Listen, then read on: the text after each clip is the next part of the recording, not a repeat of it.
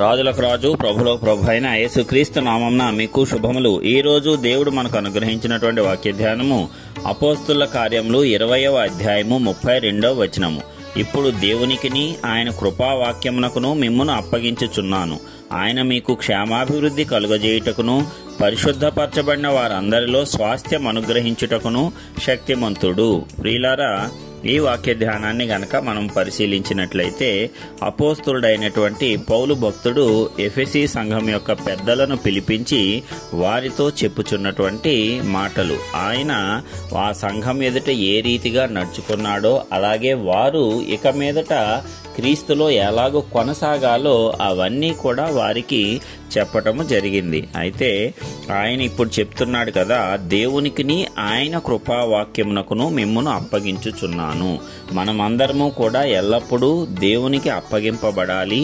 ఆయన యొక్క కృపావాక్యానికి మనలను మనం అప్పగించుకోవాలి. అప్పుడు మనకు క్షేమాభివృద్ధి కలుగుతుందంట.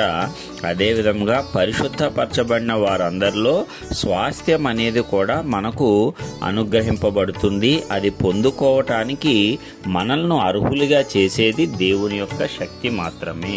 మన యొక్క సొంత సామర్థ్యము, సొంత శక్తి ద్వారా మనము నీతిమంతులుగాను పరిశుద్ధులుగాను ఎంచబడము. కానీ దేవుని యొక్క శక్తి, ఆయన యొక్క కృప వల్ల మాత్రమే మనము నీతిమంతులుగాను పరిశుద్ధులముగాను ఎంచబడతాము. ఇది స్పష్టంగా మరి ఒకసారి పౌలు భక్తుడు సంఘంతో చెప్పటం జరిగింది. ఇది మనందరికీ కూడా గొప్ప వాక్యంగా మనం స్వీకరించవచ్చు. మరి మనము కూడా దేవునికి ఆయన కృపావాక్యానికి మనలను మనం అప్పగించుకోవాలి. దేవుని యొక్క వాక్యాన్ని అనుసరించి నడుచుకోవటమే దేవునికి ఇష్టముగా నడుచుకోవటము, ప్రవర్తించడము. మనకు ఆయన ఈ వాక్యాన్ని బైబిల్ గ్రంథం ద్వారా పొందుపరిచి ఉన్నాడు. ఈ వాక్యం ద్వారా మన యొక్క జీవితం ఎల్లప్పుడూ కూడా వెలిగింపబడుతూనే ఉంటుంది. ఈ వాక్యం ద్వారా మన జీవితంలో ప్రతి విధమైనటువంటి కీడులు తొలగిపోతాయి. ఈ వాక్యాన్ని అనుసరించి గనక మనం నడుచుకున్నట్లయితే మనకు ఎల్లప్పుడూ కూడా క్షేమాభివృద్ధి కలుగుతుంది. కొన్నిసార్లు నీకు పరిస్థితులు వ్యతిరేకంగా ఉన్నా సరే ఈ వాక్యం నిన్ను బలపరుస్తుంది. అలాంటి పరిస్థితుల్లో కూడా నీకు క్షేమాభివృద్ధి కలుగజేయటానికి, అలాగే ప్రతి పరిస్థితిలోనూ నీవు నీతిగాను పరిశుద్ధంగాను జీవించటానికి, ఆ దిశగా అడుగులు వేయటానికి వాక్యము నీకు దారి చూపిస్తుంది. మన యొక్క సొంత జ్ఞానము, మన యొక్క సొంత తెలివితేటల వల్ల మనము ఎల్లప్పుడూ నీతిగా పరిశుద్ధులుగా ఉండలేము. అది అసాధ్యమైన పని. కానీ దేవుని శక్తి మనలో పనిచేసినప్పుడు దేవుని ఆత్మ మనలను నడిపిస్తుంది. ఆత్మ నడిపింపు ప్రకారం గనక మన జీవితాన్ని నడిపించుకోగలిగినట్లయితే మనం ప్రతి దశలోనూ నీతిగాను పరిశుద్ధంగాను జీవించటానికి శక్తివంతులమవుతాము.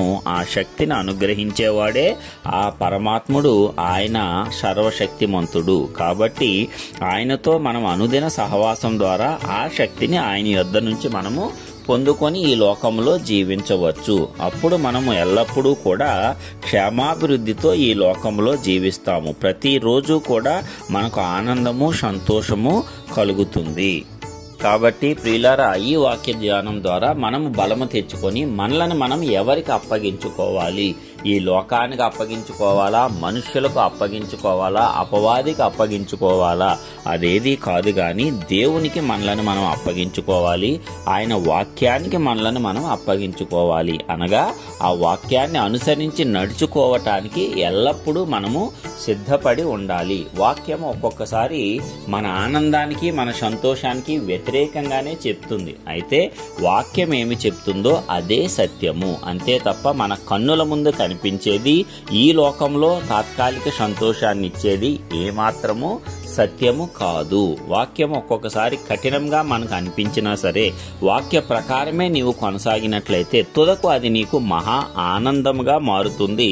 అదేవిధంగా నీవు తుదకు మహా క్షేమాన్ని, అభివృద్ధిని కూడా పొందుకోగలవు. మరి మనమందరము కూడా ఈ వాక్యాన్ని అనుసరించి ఈ రీతిగానే ఈ లోకంలో జీవిస్తూ దేవుని యొద్ద నుంచి క్షేమాభివృద్ధిని పొందుకొని దేవుని చేత ఎల్లప్పుడూ పరిశుద్ధపరచబడిన వారముగా మనము జీవించటానికి, ఆ దేవుని యొద్ద నుంచి శక్తి పొందుకొని విజయవంతమైన జీవితాన్ని ఈ లోకంలో జీవించి అనేకులకు మాదిరికరంగా ఉండటానికి పరిశుద్ధాత్మ దేవుడు తన కృపా సత్య సామర్థ్యాలను మనలో సంపూర్తిగా నింపాలని నజరేయుడైన యేసు నామమున ప్రార్థించుచున్నాను.